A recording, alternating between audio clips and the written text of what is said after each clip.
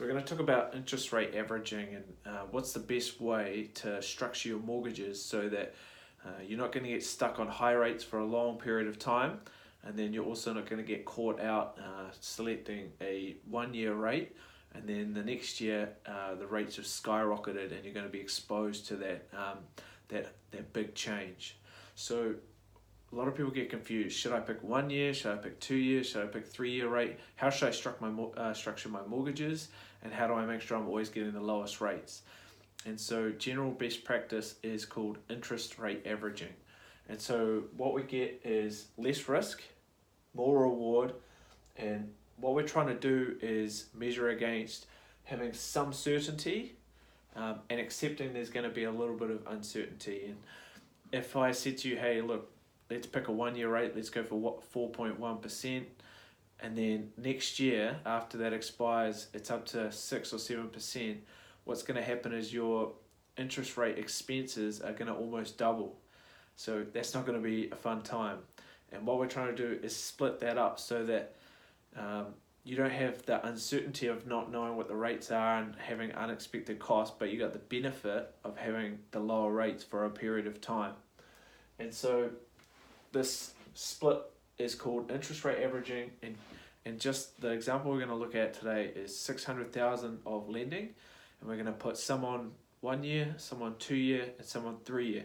And so we're going to put 200,000 for on each term. So we're going to break it down. So this is 2018, 2019, 2020. And so if you took your 600,000 and you put all of it on a 3 year 4.7 rate, this 200,000 of lending excuse me, would be 9,400 per year for this 200,000 of lending. And if you did that for three years for the all 600,000, so what that means is if you fix all of your 600,000 on a 3 year 4.7% rate, it's going to cost you $28,200 in interest expense annually. So this is certainty of 3 years on 4.7%.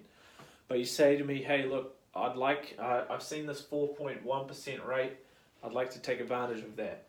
So what we'd say is, all right, let's split your 600 into 3 periods, 3 portions.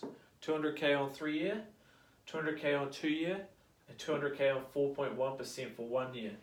And so what does that look like? Well, in 2018, your interest expense is going to be 9,400 for the 200K on the 3 year portion, 8,600 for the 4.3% 2 year portion of 200, and then that 4.1% 200K is 8,200. And so what does this mean? Your first year, you're only going to pay 26,200. And so instead of paying 28,000, pay 26,000. So in your first year, just splitting the mortgage up, you're going to save $2,000, and you can put that money into your principal repayments, or go on holiday or spend it however you want. Now, the certainty of having the 3 years does mean it costs you more money, and that uncertainty of picking all of this 1 year rate means you don't know what you're going to have to be faced with in year 2 and year 3. And if you went for all 2 years, you wouldn't know what's going to be in year 3. But the interesting thing to keep in mind is, let's say this year 1 rolls over, and now you've got another 200K portion, and you'll fix it for 1 or 2 years. This would have to be, even if this 1 year rate was 4.7%, then this is going to be 9,400, and you add these up, you're still going to save $800. So you can see that even if the 1 year interest rate spikes quite a bit, that you're still going to save money doing interest rate averaging. And there's a couple of different benefits. Firstly, obviously this annual savings and the protection of not being exposed to massive swings in interest rate changes. But also what it means is, so you fix this again for another 1 or 2 years, and when this one expires, you fix it for another 1 year. What happens is everything is probably going to come up to be due at the same time after 3 years, and it means that you can go and get another cashback if you're open to changing banks. So cashback at the moment for 600,000 might be, let's say 4,500, and by having it all come off at the same time, that means the break fees are going to be 0. Well, it might be a discharge fee or something, but doing the strategy gives you good flexibility, and what it means is, if we have a look at this graph quickly, instead of having big swings in rates every 3 years and it's unpredictable, what we're trying to do is save money every year by having small portions coming up instead of having a big portion fixed for a long period of time.